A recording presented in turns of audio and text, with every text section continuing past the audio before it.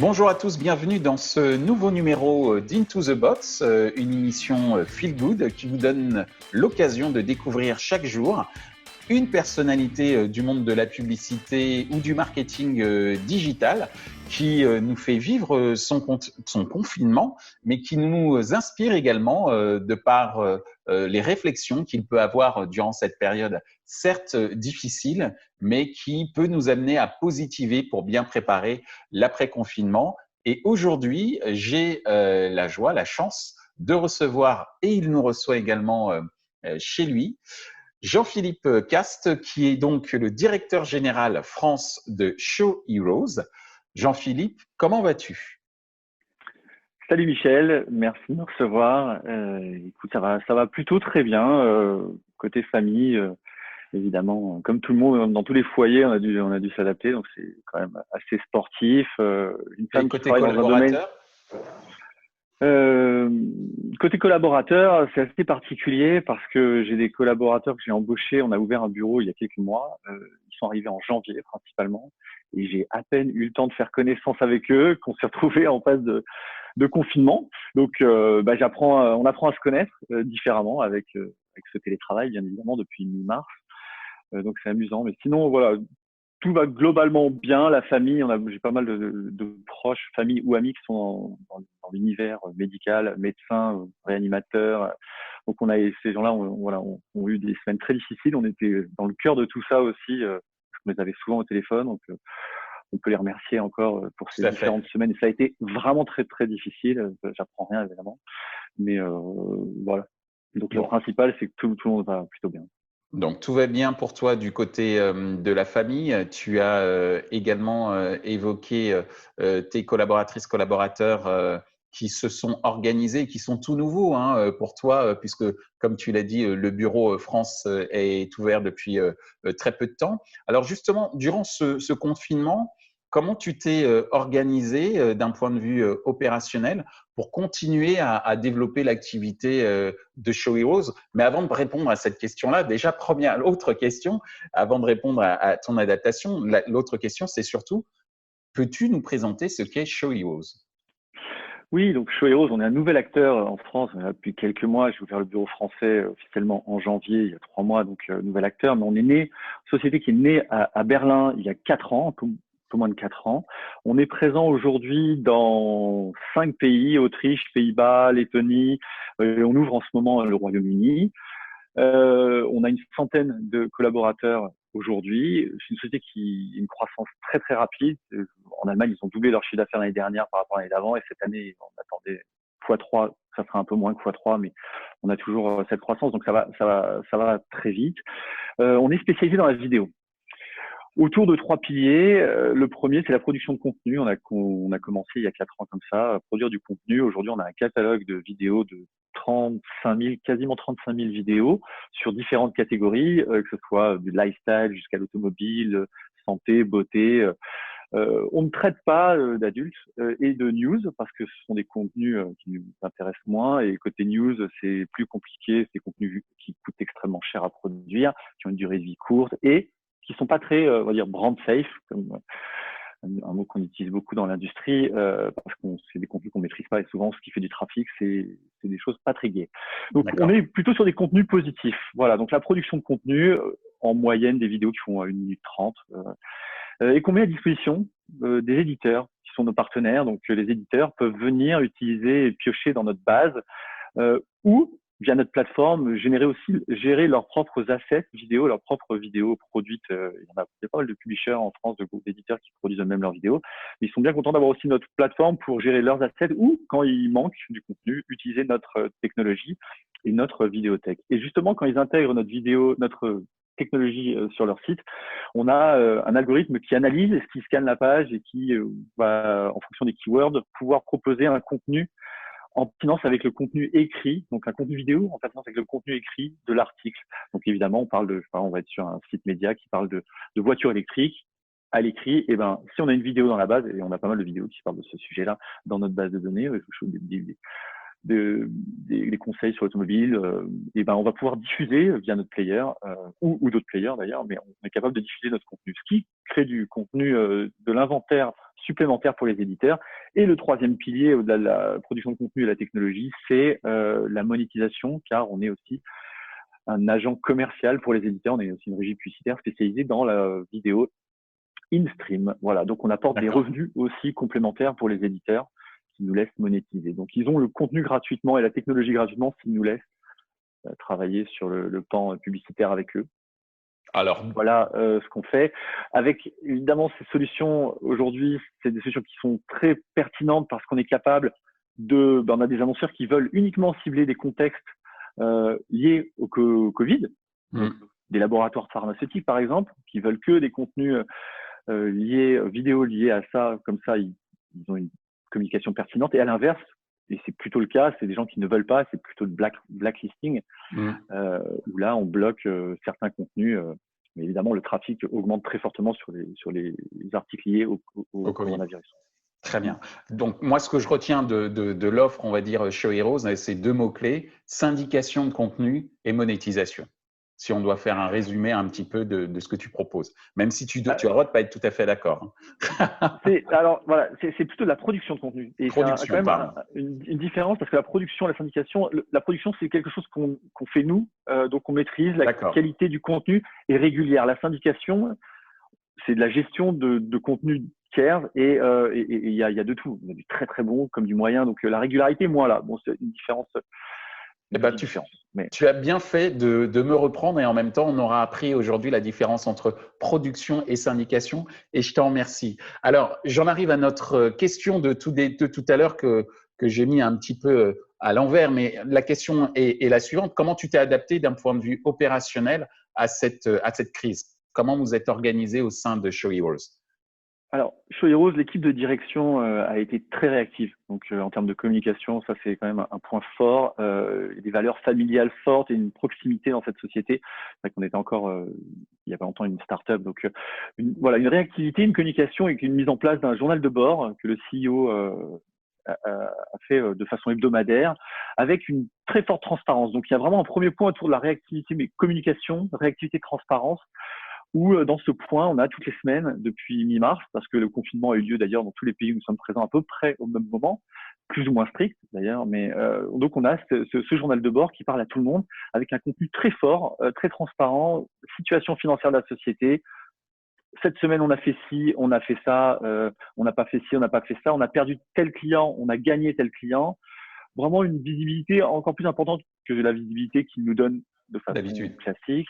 Ouais, ça c'est le premier point, la communication très forte. Le deuxième, ça a été l'organisation. En termes de management, on avait un séminaire qui était prévu à ce moment-là, un séminaire management. Il s'est transformé en séminaire virtuel, évidemment. Et là, pareil, les objectifs du séminaire ont un peu changé. On a plutôt travaillé sur des objectifs à court terme. Et d'ailleurs, la mise en place d'objectifs, la fameuse méthode OKR. Je ne sais pas si Michel, tu en as entendu parler, mais c'est des John Doerr. Tu vas nous dire ce que c'est. J'invite tout le monde à lire ce livre parce que c'est très inspirant. Ça a été implémenté chez Intel et chez Google il y a une vingtaine d'années. Après avoir fixé la vision et la mission de la société, en fait, on descend comme ça les objectifs de façon individuelle. Ils sont totalement transparents, donc chaque employé a accès aux objectifs des autres. Ils sont mesurables. On a tous les mois des checks. Est-ce qu'on a bien fait tel objectif? Si oui, pourquoi? Sinon, pourquoi? Voilà, donc c'est une méthode de tracking qui fait qu'on a beaucoup plus de cadres dans notre organisation et comme on croît très rapidement, on a besoin de ce genre de méthode. Donc ça a été un moment où on a pu travailler là-dessus avec une mise en place de plans d'action à très court terme parce que l'idée aussi c'est de préparer l'après. Là on est déjà dans qu'est-ce qui va se passer au 3e et 4e trimestre. J'ai pas de boule de cristal, il faut tout de suite se projeter et être prêt à fixer ses objectifs. Donc, on a eu aussi d'autres initiatives qui ont beaucoup motivé les salariés. C'est des choses liées à la convivialité. C'est le 3e point, je dirais aussi, c'est qu'est-ce qu'on peut faire pour maintenir un lien avec les salariés, à part faire des réunions tous les jours, parce qu'évidemment, dans ces moments-là, c'est quand même bien de se parler régulièrement. Mais on a mis en place des initiatives et dès la première semaine, c'est assez festif, tu connais les startups dans le digital. Donc, on a mis en place les apéros, les after-work qui étaient la mode dès le départ. Et on a ajouté une initiative d'ailleurs française dans l'équipe. J'en suis assez fier. On a mis en place des blind tests en interne. Et ça, c'est voilà, donc C'est le c'est deuxième à très m'en très. parler des blind tests. Je veux venir la prochaine fois, je suis incollable. Ah ben avec plaisir, on va en faire aussi pour. Alors, ça marche tellement bien que au début c'était bon, la première on a essuyé les pots cassés, mais on les fait par département, donc sales, commercial, marketing, RH, finance. Donc on fait parce que quand il y a trop de monde dans le blind test, c'est C'est compliqué à gérer. c'est le brouhaha, c'est compliqué à gérer. Et ça marche tellement bien, on a trouvé une petite formule très simple et qui marche très bien qu'on a lancé au niveau des agences. Donc en ce moment, et ce soir on a 2 blind tests avec 2 agences. On fait un contest en agence. Et là c'est pareil, c'est entre C'est bien 7 ça. C'est-à-dire que tu mets à à contribution non plus seulement les collaborateurs, mais également tes clients et partenaires. exactement. Ça, Et c'est là top. l'idée c'est de faire une finale interagence après le confinement s'il a lieu pas avant la fin d'année idéalement. Mais et oui, et on est en train de travailler sur une autre idée parce que la musique c'est En quelque tout chose cas, que ça j'adore pose. particulièrement et comme toi, bon, toi, je sais que tu chantes très bien, Non, ça se sait. non, Je savais pas que tu on a étais un dit fan de blind blind test, on test. n'a pas dit karaoké, hein. Ah, mais je pense que karaoké c'est très fort. C'est peut-être la J'ai prochaine entendu que tu idée. étais bon chanteur. Peut-être, Alors, mais le alors, karaoké alors, c'est plus compliqué à justement, mettre en place.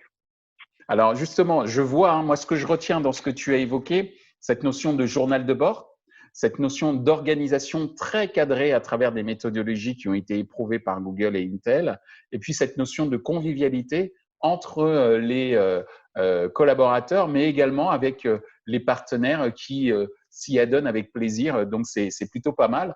Tu as évoqué justement le fait que tu n'avais pas forcément de boule de cristal pour l'avenir, mais quand même, est-ce que ce que tu vois te donne des idées ou des… Est-ce que tu pourrais donner des conseils, même si c'est compliqué, hein, donner des conseils sur ta vision de comment bien préparer l'après-confinement?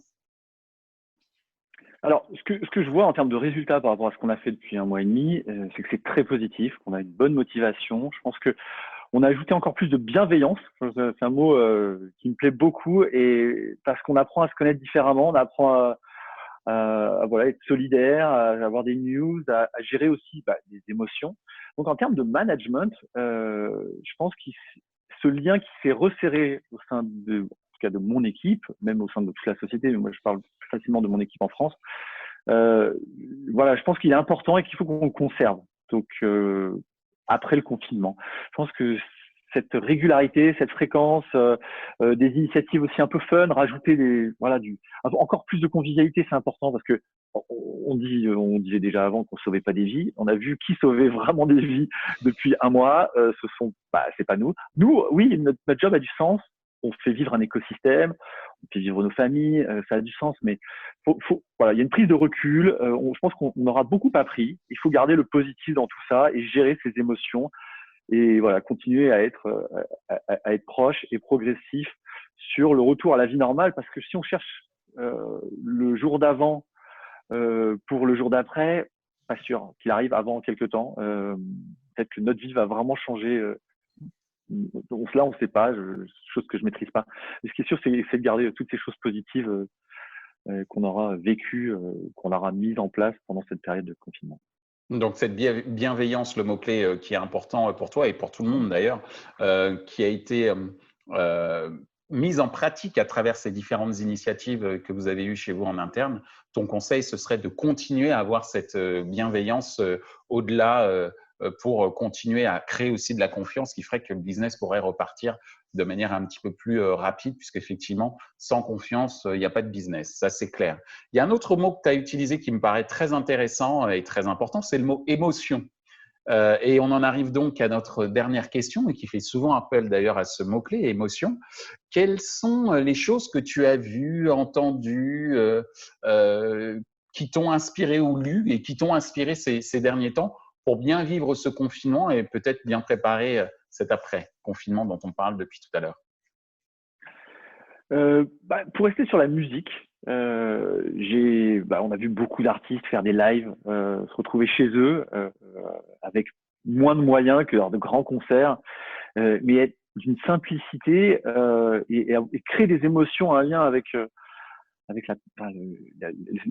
spectateur. Et moi, ça m'a fait cet effet-là assez rapidement avec Mathieu Chédid, que je connaissais un peu. Je suis même allé à son concert il y a un an Et ce mec est un génie, quoi. Il est humble.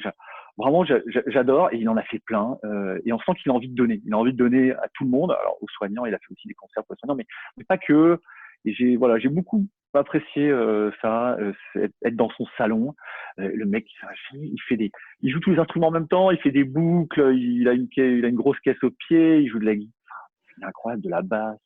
Moi, j'adore. Je suis un gros fan et j'ai beaucoup apprécié. Je recommande les lives sur Facebook et Instagram qui datent depuis mi-mars, en fait. Il y en a pas mal.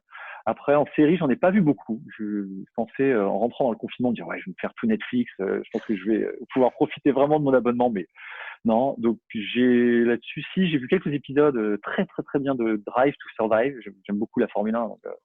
D'accord. Ça m'a redis le titre. Super bien fait. Drive to Survive. Ok, Drive to Survive. Ouais, ça sur c'est Netflix. très bien. Sur Netflix, je conseille vraiment une belle série. Même quand on n'est pas fan de F1, ma femme n'aime pas la F1, elle déteste ça, elle était prise dans les épisodes, donc on risque de continuer ça. Et le dernier, là, sorti il y a quelques jours, dont tout le monde parle, c'est The Last Dance avec le fameux documentaire sur Michael Jordan, encore sur Netflix, où là, vu l'engouement, vu tout ce qu'on me dit autour, je vais peut-être être déçu, mais je vais être obligé de le regarder. Je crois que je vais commencer le week-end prochain. Je confirme que normalement, tu ne devrais pas être déçu. C'est Jordan comme on ne l'a jamais vu. Et il n'y a pas que Jordan, puisque Scottie Pippen et également Rodman sont pas mal mis en avant. Et également tout l'écosystème autour des Bulls d'un point de vue management. C'est très, très intéressant. Mais c'est ma vision à moi. Hein, mais c'est très inspirant, effectivement. J'ai hâte de commencer ça.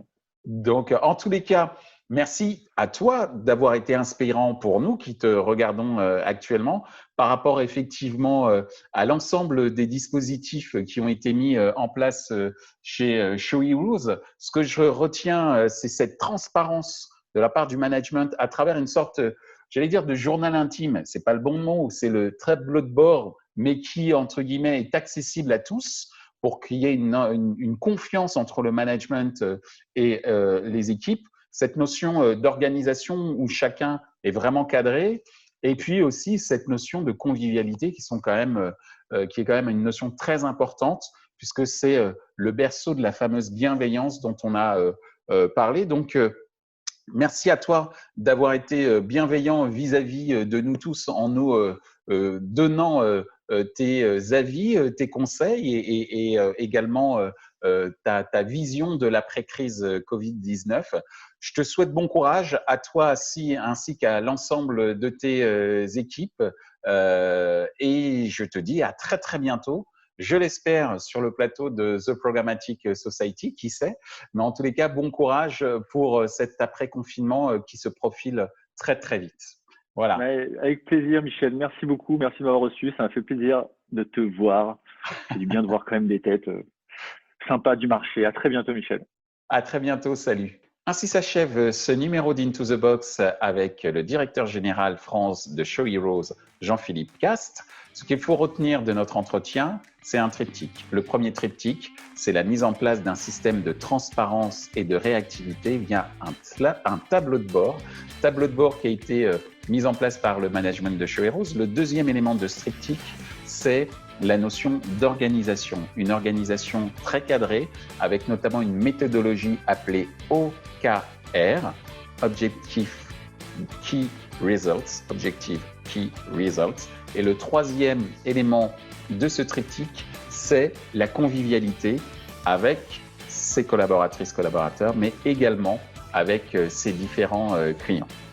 Je vous remercie d'être toujours aussi nombreux à regarder Into the Box. Prenez soin de vous et comme le dit le réalisateur de cette émission, Nicolas Cattard, chaque jour qui passe nous rapproche de la fin du confinement. Au revoir.